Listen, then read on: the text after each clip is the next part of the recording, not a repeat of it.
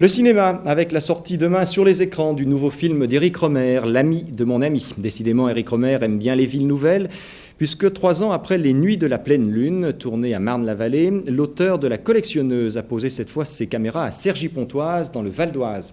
Dans la distribution, 5 jeunes comédiens, bourrés de talent, que Jules César Mourachol a rencontrés sur les lieux mêmes où le film a été tourné.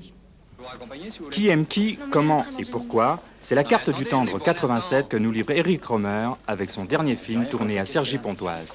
Simplement la panique. La panique, pourquoi? On a fait un petit pèlerinage, on a fait le tour, on est passé devant presque tous les endroits où on a tourné. Ça fait bizarre. Ça fait bizarre à cause de quoi? À cause des conditions de tournage ou c'était un bon souvenir? À cause du temps? C'est beau. Ça fait bizarre parce que c'est un bon souvenir et puis d'un seul coup on est reparti un an en arrière. Et comment ça s'est passé le tournage dans cette ville nouvelle? Pas mal.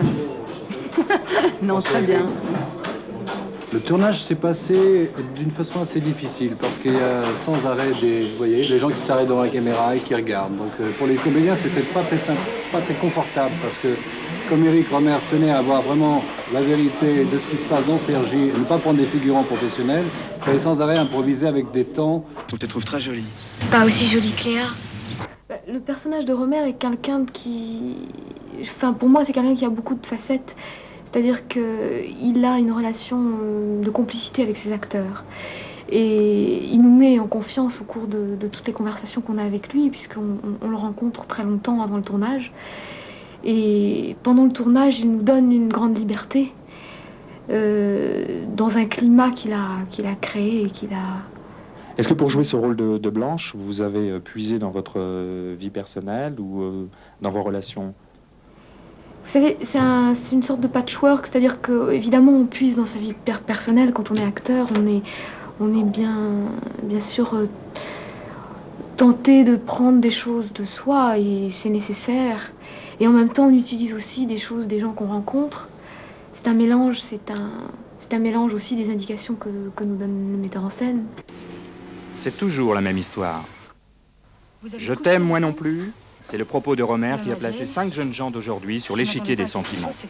Chacun tente de tirer à soi un cœur et un corps. Ami amante, Rohmer le moraliste s'amuse sur le ton léger de la comédie. On ne peut pas jouer aux 4 coins sans être 5.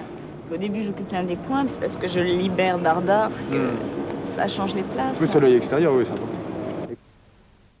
Fabien est quelqu'un finalement d'assez raisonnable, parce qu'il choisit la voie de l'amour, de l'amitié extrapolée, mais aussi de la raison, parce qu'il ne partage pas finalement à la fin, il change vraiment et choisit. Les situations sont très banales, mais elles existent depuis longtemps, elles continueront à exister, mais la magie de Rohmer tient dans sa façon de raconter l'histoire. Pas l'histoire qui est importante, c'est la façon de la raconter, et c'est aussi dans la façon qu'il a d'utiliser la langue, qui est quand même sa personnalité, et les acteurs aussi, parce que tout est au service de l'acteur. C'est pour ça que c'est une chance incroyable d'avoir tourné avec lui.